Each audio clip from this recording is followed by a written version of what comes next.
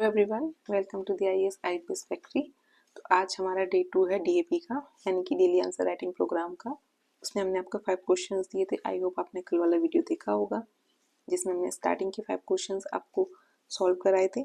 तो हम UPPCS GS 1 का पेपर सॉल्व कर रहे हैं अभी। स्टार्टिंग के उसके 5 क्वेश्चन हमारे हो चुके हैं। अब हम नेक्स्ट 5 क्वेश्चन पे जाएंगे। तो ये कल हमने आपको बोला था कि आप 5 क्वेश्चन की प्रैक्टिस करना, जो फ्रॉम 6 to 10, 1 to 5 हमारे लास्ट वीडियो में हो चुके हैं। अगर आपने वो नहीं देखे तो आप वो देख सकते हैं। तो अब हम नेक्स्ट 5 क्वेश्चंस को कवर अप करेंगे फ्रॉम 6 to 10। तो देखते हैं इसका हमने किस तरीके से सॉल्यूशन तैयार किया है, और आपने जो आंसर राइटिंग की है, क्या आपने उन सब जो उसके पक्ष हैं उनको सम्मिलित किया है कि नहीं, क्या क्या उसमें और सुधार की ज़रूरत है, वो आप देख सकते हैं। और साथ ही अपने जो आंसर्स हैं उन्हें टेलीग्राम चैनल पर शेयर कर देना, जिससे हम आपको बता सकें कि आप उसमें और क्या क्या इम्प्रूवमेंट कर सकते हैं। तो आज का पहला क्वेश्चन है हमारा क्वेश्चन नंबर 6। भारतीय संस्कृति की मुख्य विशेषताओं का वर्णन कीजिए। यूपीपीसीएस का क्वेश्चन है। इसमें पूछा था कि भारतीय संस्कृति की मुख्य विशेषताओं का वर्णन कीजिए। तो सबसे पहले इसमें इंट्रो में हम भारतीय संस्कृति की थोड़ा सा तारीफ कर देते हैं। तो भारतीय संस्कृति विश्व की सबसे प्राचीन और समृद्ध संस्कृतियों में से एक है, जो वर्तमान में भी अपनी छटा बिखेर रही है, यानी कि वर्तमान में भी इसकी प्रसिद्धि बहुत ज़्यादा है। अब उसका मेन पार्ट है, उसे लिखेंगे। भारतीय संस्कृति की मुख्य विशेषताएं: आध्यात्मिकता और धर्मनिरपेक्षता जो सबसे बड़ी विशेषता है। योग कल्चर हमारा सबसे बड़ी विशेषता है। विविधता में एकता। तो ये सब पक्ष आपको जरूर बता के आने हैं। तो आध्यात्मिकता और धर्मपरायणता, यह संस्कृति जीवन को केवल भौतिक नहीं आध्यात्मिकता से भी जोड़ती है। जैसे वेदांत हो गए, योग हो गया, ध्यान हो गया।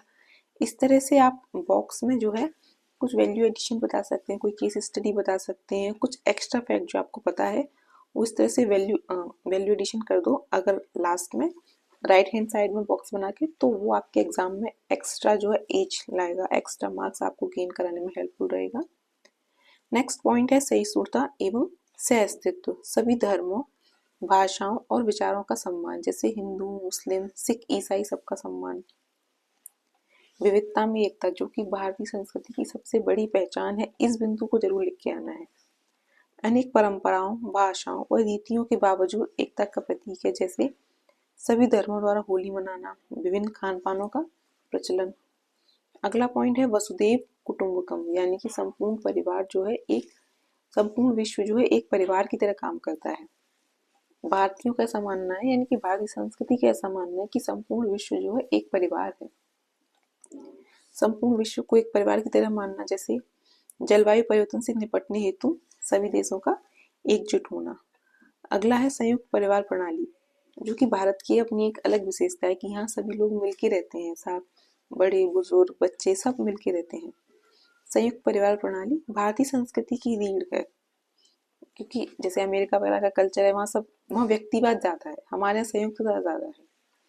बुजुर्गों का सम्मान, परिवार सहयोग पर जोर, उदाहरण सत्य, अहिंसा, सम्मान जैसे मूल्यों का होना। कला व साहित्य समृद्ध, जितना कला और साहित्य का विकास भारत में हुआ है उतना कहीं नहीं हुआ है। और हर क्षेत्र में अलग कलाएं हैं, जैसे बिहार में मिथिला कला हो गई, मथुरा हो गया, साड़ियों पर देखो कितनी चंदेरी आर्ट हो गई, महाराष्ट्र की बाग प्रिंट हो गया, तमिलनाडु में जाओ या साउथ में जाओ तो वहाँ अलग रेशम की आपको साड़ियाँ मिलेंगी। तो बहुत विविधता है भारत में, पहनावे में विविधता है। तो ये जो हमारी समृद्धता है। मंदिर स्थापत्य देखो, द्रविड़ मंदिर स्थापत्य, नागर शैली, बेशर शैली, तो ये इतनी विविधता। और तरह तरह के नृत्य हैं, भरतनाट्यम हो गया, कथक, कथकली, यक्षगान, इतनी विविधता किसी और देश में नहीं है। तो कला साहित्य से समृद्ध है हमारा देश।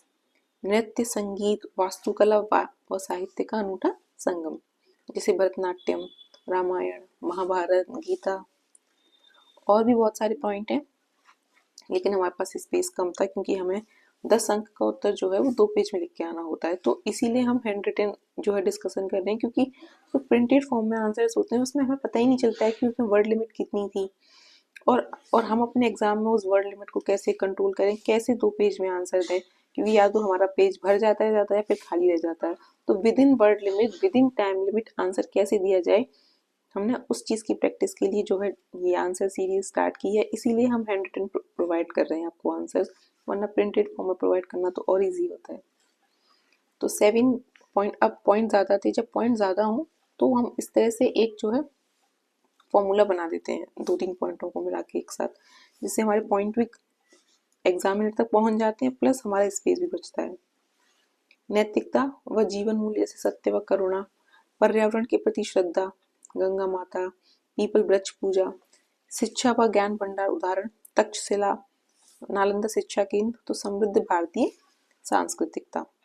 अब चुनौतियां क्या क्या है इस संस्कृति की, तो बढ़ता पश्चिमीकरण, आजकल जो उपभोक्तावाद कल्चर बढ़ता जा रहा है, दिखावे का ट्रेंड बढ़ रहा है, पारिवारिक मूल्यों का ह्रास हो रहा है, एकल परिवार प्रणाली प्रचलन शुरू हो गया है, और भौतिकता की तरफ बढ़ता रुझान। हम ये तो हमने चुनौतियां बता दी, लेकिन आप कोशिश करना कभी भी अपने उत्तर को चुनौतियों पे अंत ना करें, तो चुनौतियों के साथ कुछ वे फॉरवर्ड बताना ज़रूरी है कि इन सब चुनौतियों से हम निपट कैसे सकते हैं। तो उसके लिए हमने आगे की राह बताई है कि देखो ये चुनौतियां हैं, लेकिन अगर हम काम करेंगे तो इन चुनौतियों को दूर कर सकते हैं। तो कैसे दूर कर सकते हैं उन चुनौतियों को, कि भारतीय व पश्चिमी मूल्यों का सामंजस्य स्थापित करके, कि कुछ मूल्य हमारे भारतीय भी हों, कुछ पश्चिमी हो। जैसे पश्चिम से हम ज्ञान विज्ञान तकनीक ले सकते हैं, लेकिन जो हमारे भारत का जो भारत के मूल्य हैं, जैसे परिवार हो गया, प्रकृति सम्मान हो गया, हम उन्हें भी बचा के रखें। हम संयमित जीवन शैली में विश्वास रखते हैं, उसको बचा के रखें। जागरूकता अभियान, लोगों को संस्कृति की महानता के बारे में फिर से बताना। आजकल जो युवा पीढ़ी है उसको लगता है कि पश्चिमी संस्कृति सबसे अच्छी है, तो उसे बताना कि आपकी भारतीय संस्कृति बहुत ज़्यादा अच्छी है। और सांस्कृतिक सम्मेलन आयोजन करना समय समय पर, जिससे लोगों में अपनी संस्कृति के प्रति सम्मान, प्रेम और जागृत हो।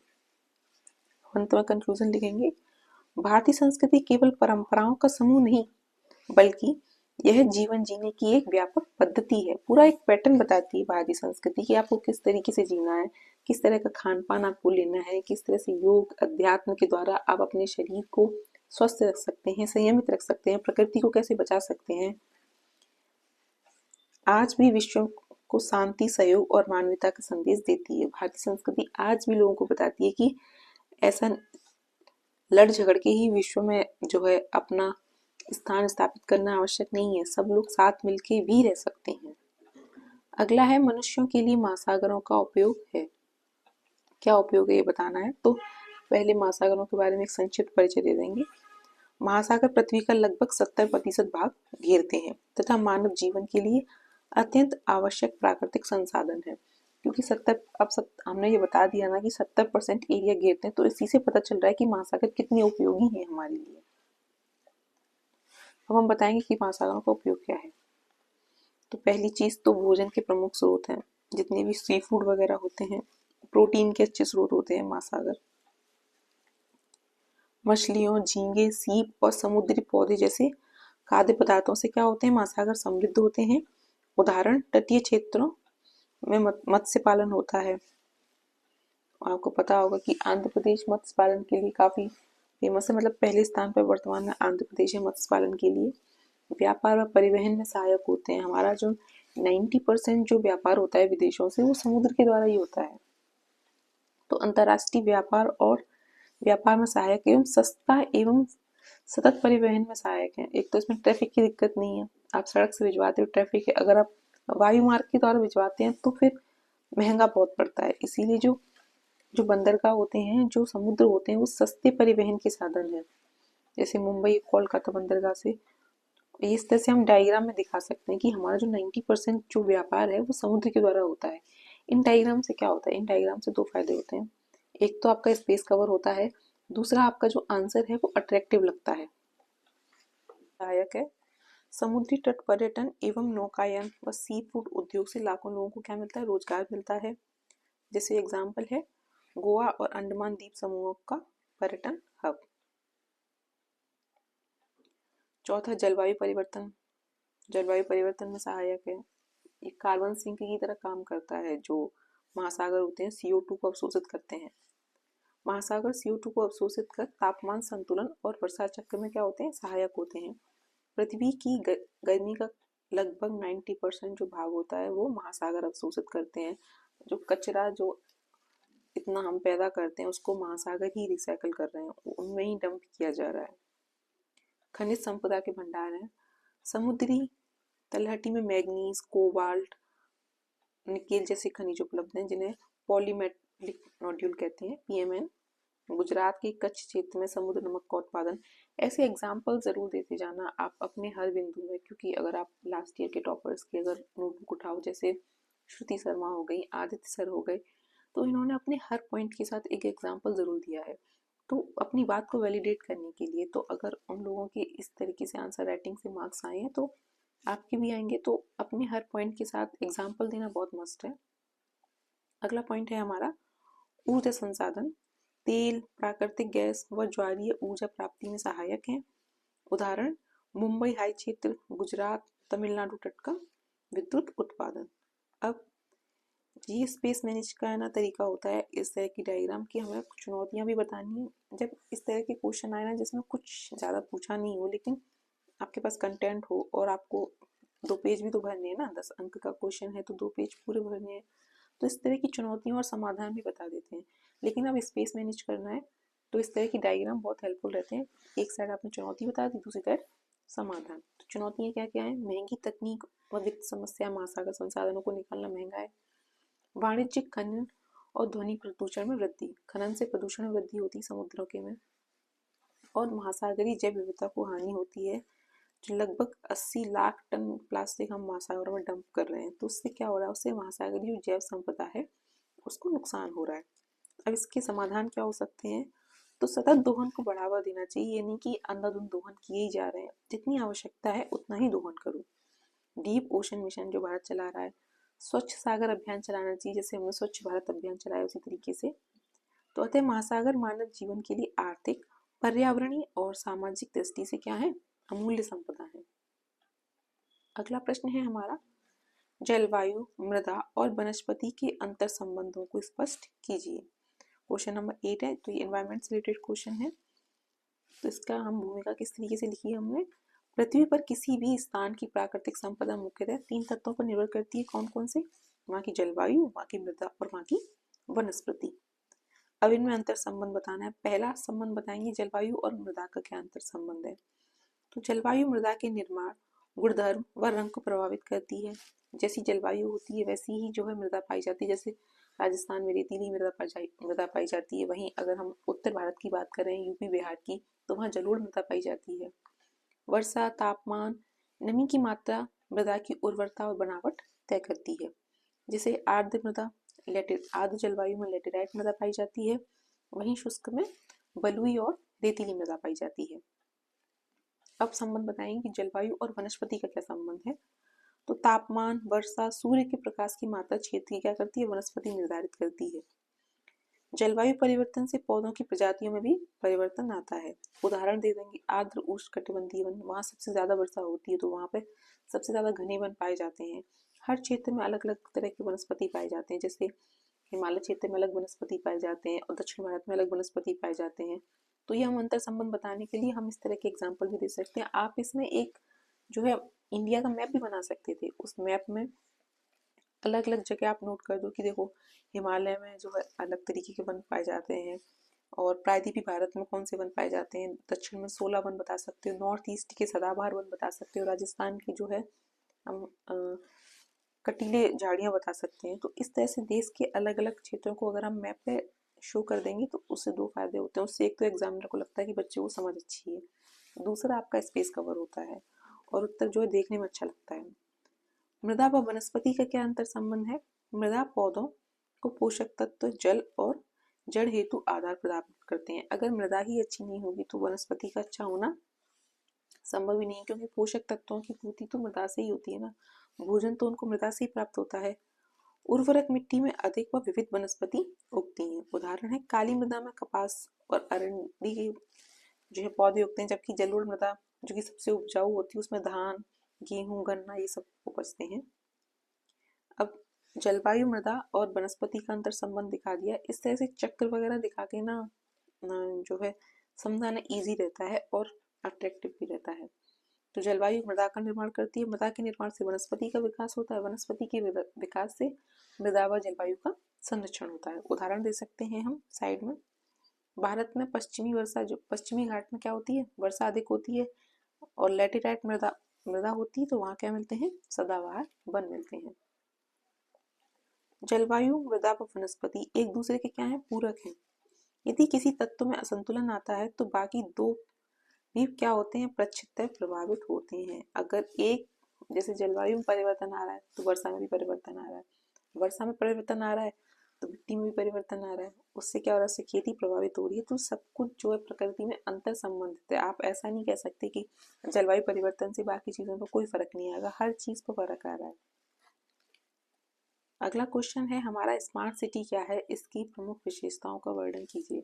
वो स्मार्ट सिटी भी पूछा था और स्मार्ट ग्राम भी पूछा था, दोनों अवधारणाएं पूछी थी। तो स्मार्ट सिटी वह शहर होता है जहां सूचना एवं संचार प्रौद्योगिकी, नवाचार और सतत विकास के माध्यम से नागरिकों को बेहतर जीवन स्तर, सुशासन, पर्यावरणीय संतुलन प्रदान किया जाता है। ये हमने बता दी शॉर्ट में कि स्मार्ट सिटी क्या है, स्मार्ट सिटी की डेफिनेशन क्या है।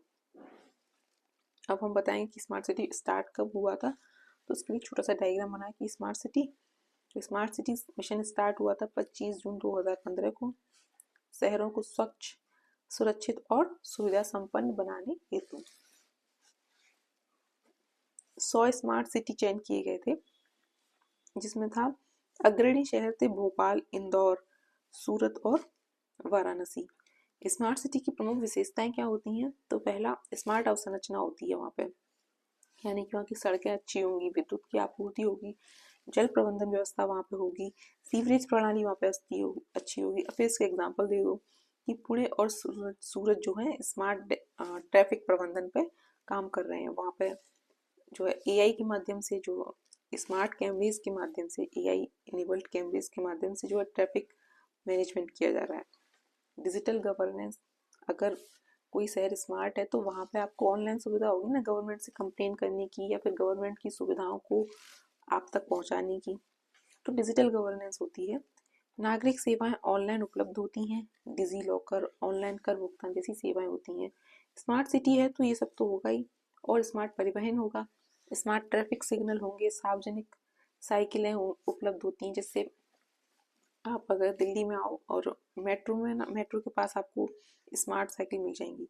मेट्रो की जो साइकिल्स होती हैं आप उनसे आसपास परिवहन कर सकते हो।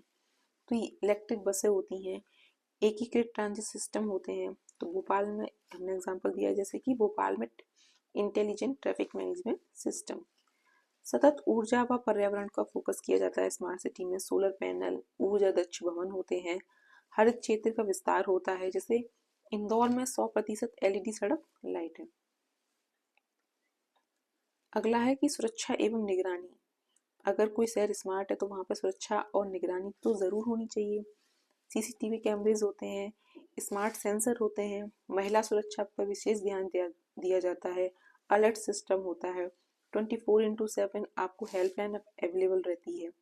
जैसे इसका उदाहरण हमने दिया है कि वाराणसी में 24/7 इंटेलिजेंट कमांड सेंटर।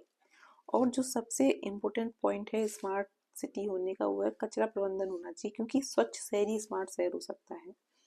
तो कचरा प्रबंधन होता है, सेंसर युक्त डस्टबिन होते हैं, कचरा छटाई और रिसाइकलिंग की व्यवस्था होती है, जैसे दिल्ली में बायोगैस प्लांट लगाए गए हैं कचरा मैनेजमेंट के लिए। अब ये सब तो बता दिया कि ये सब स्मार्ट सिटी की जो है विशेषताएं हैं, लेकिन हम और क्या क्या कर सकते हैं, तो उसके लिए हमने आगे की राह दी है। देखो कि ये सब खूबियां हैं, लेकिन इन्हें और बढ़ाया जा सकता है। तो नागरिक सहभागिता बढ़ाकर, स्थानीय शासन को सशक्त करके, और 3 यानी कि सतत विकास को बढ़ावा देके, समान विकास को बढ़ावा देके, और स्टार्टअप सहयोग, इन सब के साथ हम अपने शहरों को और स्मार्ट शहर बना सकते हैं। फिर हमने इसका कंक्लूजन लिखा है कि स्मार्ट सिटी केवल तकनीकी परियोजना नहीं है, बल्कि सतत और समावेशी विकास परिकल्पना है। यह भारत को आत्मनिर्भर व नए भारत की दिशा में अग्रसर कर रहा है। अब हमारा लास्ट क्वेश्चन है, भारत के भूकंपीय क्षेत्रों पर टिप्पणी लिखिए। तो ये क्वेश्चन आया क्यों था, क्योंकि लास्ट ईयर भूकंप आया था, तो इसीलिए करंट पढ़ना जरूरी होता है। करंट से सीधे क्वेश्चन नहीं आता, लेकिन जो करंट में रहा होता है उस टॉपिक से क्वेश्चन आते हैं। इसीलिए भूकंप से क्वेश्चन आया था। इसी के साथ इकोनॉमी में जैसे जो हमारे एलपीजी रिफॉर्म हुए थे 1991 में, उनको 25 साल हो गए थे इस साल। तो उससे आप जो पेपर थर्ड अभी हम डिस्कस करेंगे, पेपर थर्ड में 3 क्वेश्चन मिले थे उससे, डायरेक्ट इनडायरेक्ट। तो अगर किसी जो है योजना परियोजना को 10 साल 20 साल 25 साल 50 साल होते हैं, तो वहाँ से क्वेश्चन आने की संभावना प्रीलिम्स और मेंस दोनों में ज़्यादा होती है। तो उन टॉपिकों को अच्छे से रिवाइज करके जाना चाहिए। तो लास्ट क्वेश्चन हमारा, भारत के भूकंपीय क्षेत्रों पर टिप्पणी लिखिए। तो सबसे पहले छोटी सी भूकंपीय क्षेत्र के बारे में बता देंगे भारत के, कि भारत भौगोलिक रूप से भूकंप सक्रिय क्षेत्र है, क्योंकि यह भारतीय प्लेट और यूरेशियन प्लेट के बीच में स्थित है। हमने बता दिया कि भारत में भूकंप आते क्यों है इंट्रो में, ठीक है। अब भूकंप के कारण भ्रंश रेखाएं, जैसे गारो राजमहल हिमालय, गारो राजमहल समझ के ना आप, नॉर्थ ईस्ट की बात कर रहे हैं हम। गारो राजमहल हिमालय, भ्रंश, ज्वालामुखी गतिविधियां और आंतरिक भूगर्भीय दाब, इनके कारण क्या आते हैं, भूकंप आते हैं। अब क्योंकि क्वेश्चन ही था कि भारत के भूकंप क्षेत्रों को बताना था, तो भूकंप क्षेत्रों को एक करके बताया है। पश्चिमी हिमालय, इंडो ऑस्ट्रेलिया और यूरेशियन प्लेट टकराव से आते हैं यहाँ पे भूकंप, और जोन 5 में स्थित है ये। 5 जोन है, 4 जोन है, 2, 3, 4, 5। पहले फर्स्ट भी था जिसे हटा दिया गया है। तो क्षेत्र बताते जाएंगे, पश्चिमी हिमालय, पूर्वी हिमालय, दिल्ली अरावली रेंज, उसके साथ ही जोन बताते जाएंगे कि कौन से जोन में है। तो पश्चिमी हिमालय क्षेत्र, यहाँ क्यों भूकंप आते हैं, क्योंकि इंडो ऑस्ट्रेलिया व यूरेशियन प्लेटों का टकराव होता है, और ये जोन 5 में यानी कि सबसे रिस्की जोन में स्थित है। उदाहरण जो चमोली में 1991 का भूकंप, 2013 के बाढ़ भूकंप का भी हम इसमें एग्जाम्पल दे सकते हैं। पूर्वी हिमालय क्षेत्र अत्यधिक संवेदनशील है, पूर्वी हिमालय जो नॉर्थ ईस्ट वाला रीजन है, और उच्च जोखिम क्षेत्र में आते हैं। संवेदनशील वहाँ सबसे ज्यादा भूकंप आते हैं जो नॉर्थ ईस्ट वाला रीजन है। जैसे इम्फाल में 2016 में भूकंप आया था, अभी जस्ट म्यांमार में भी भूकंप आया था फेब में, 2025 फेब में, क्योंकि वो म्यांमार से सटा हुआ है हमारा नॉर्थ ईस्ट। तो ऐसा तो है नहीं कि म्यांमार में भूकंप आएगा तो नॉर्थ ईस्ट में नहीं आ सकता। कोई भी, ये बाउंड्रीज तो हमने बनाई है ना, पृथ्वी के नीचे थोड़ी बाउंड्रीज है। जो एरिया होता है उसके आसपास का पूरा जोन सेंसिटिव होता है। दिल्ली अरावली रिज, ये भी सेंसिटिव जोन में आता है। अगर आप दिल्ली में रहे होंगे या रह रहे होंगे वर्तमान में, तो आपने दिल्ली में भूकंप के झटके अनुभव कभी ना कभी किए होंगे। दिल्ली अरावली रिज जोन 4 के तहत उच्च जोखिम क्षेत्र है, यानी कि हिमालय से कम सेंसिटिव है दिल्ली वाला एरिया। यहाँ भूकंप आते हैं बट उतनी तीव्रता के नहीं आते। ये हमने आपको मैप से दर्शाया है कि कहाँ कौन सा सेंसिटिव जोन है। इस तरह के मैप बनाना बहुत अच्छा रहता है, क्योंकि इससे एग्जामिनर को आपकी समझ के बारे में पता चलता है कि आपको उस विषय वस्तु की कितनी समझ है। एग्जाम्पल हर पॉइंट में ज़रूर दीजिएगा। नेक्स्ट हमारा जोन है वो है पश्चिमी प्रायद्वीप, ग्रेट रिफ्ट वैली व व्रंसन से भूकंप आते हैं। उदाहरण दे दिया 2001 का भुज का भूकंप। 5वां है केंद्रीय प्रायद्वीप क्षेत्र, निम्न जोखिम क्षेत्र है और जोन 2 में आता है। 1997 का जबलपुर भूकंप का उदाहरण दे दिया। अब भूकंप के प्रभाव क्या होते हैं, तो भूकंप भारत में लगभग 10% अवसंरचना जो है भूकंप के प्रभावों से क्षरण हो जाती है। जान माल की उच्च क्षति होती है, लोगों की जीवन जो है प्रभावित होता है, लोगों को विस्थापित होना पड़ता है, वहाँ पर पुनर्वसाव में बहुत दिक्कत आती है। तो बहुत सारे प्रभाव होते हैं भूकंप के। तो इसका अब हमने ये बता दिया भूकंप के प्रभाव कैसे होते हैं, तो इसका निष्कर्ष कैसे देंगे, इसका निष्कर्ष देंगे सुझावात्मक, यानी कि देखो ये प्रभाव है लेकिन ये ऐसे ऐसे कम किया जा सकता है। तो भूकंप रोधी निर्माण, वैज्ञानिक निगरानी व आपदा प्रबंधन पूर्व चेतावनी के तहत इसके प्रभावों को क्या किया जा सकता है, न्यूनतम किया जा सकता है। तो आज के हमारे 5 क्वेश्चंस डिस्कशन हो गया है पूरा। अब कल हम करेंगे नेक्स्ट 5 क्वेश्चंस डिस्कशन, कौन से करेंगे वो हम देख लेते हैं। तो सेक्शन बी के 5 क्वेश्चंस डिस्कस करेंगे। फर्स्ट क्वेश्चन है कि फ्रांस की क्रांति प्रबोधन काल का सुपरिणाम थी। ये आपको लिख के प्रैक्टिस करना है। 15 तक आपको जो है क्वेश्चंस लिख के प्रैक्टिस करने हैं। बंगाल के क्रांतिकारी आंदोलन, संगमकालीन संस्कृति, भारतीय समाज की अपनी विशिष्टता और विविधता के लिए जाना जाता है, इसकी चर्चा करनी है, और गरीबी के कारणों और परिणामों की चर्चा। ये 5 क्वेश्चन आपको लिख के प्रैक्टिस करने हैं। फिर कल हम इनका फिर से डिस्कशन करेंगे। आप अपने जो आंसर्स लिखेंगे ये 5 क्वेश्चंस के, वो मुझे टेलीग्राम कर देना, हम उनको सॉल्व करके आपको बता देंगे कि कहाँ कहाँ इम्प्रूव कर सकते हैं। और अगर आपको वीडियो पसंद आई हो तो आप लाइक शेयर सब्सक्राइब कर सकते हैं। मिलते हैं आपसे नेक्स्ट वीडियो में। Thank you.